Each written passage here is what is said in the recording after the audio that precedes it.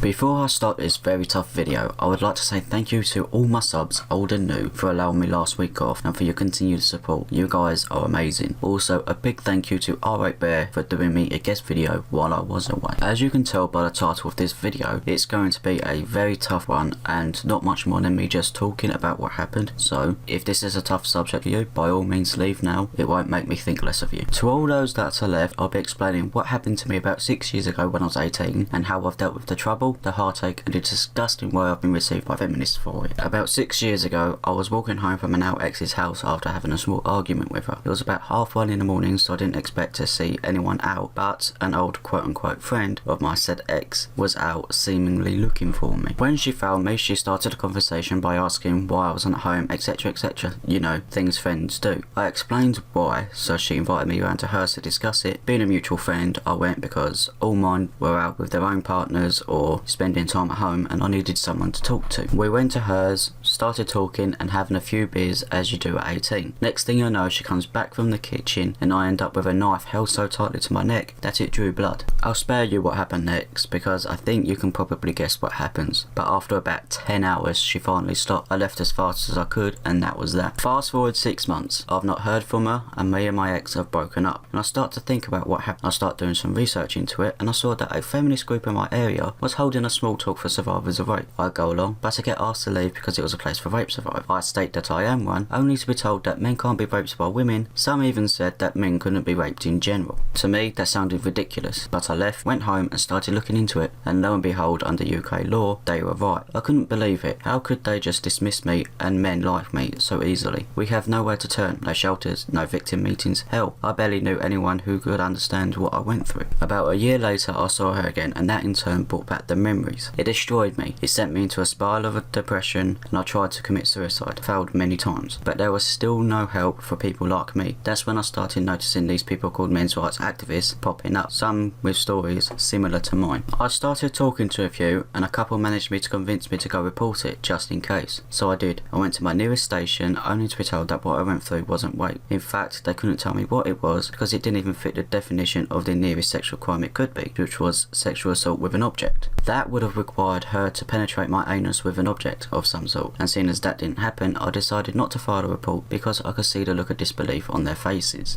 That's when I decided to myself that I will set out in hopes of changing that law. If not for me, but for the men like me that it will happen to in the future, who won't get justice. That's when I myself became an MRA. To me, it didn't matter if I was the only one in the country who wanted it changed. I would make it happen. Now, why am I telling you guys this? It's easy. It's to let men like me know that you are not alone, and you are not in a minority, and if it has happened to you, please go to the police and please report it. The more of us that come forward to report it, the more seriously we will be taken, and the sooner we can get the law changed, so that our brothers, fathers, sons, nephews and grandsons can get the justice if it happens to them. Thank you for listening. If you watched this far, the next video should be back to normal. Until next time.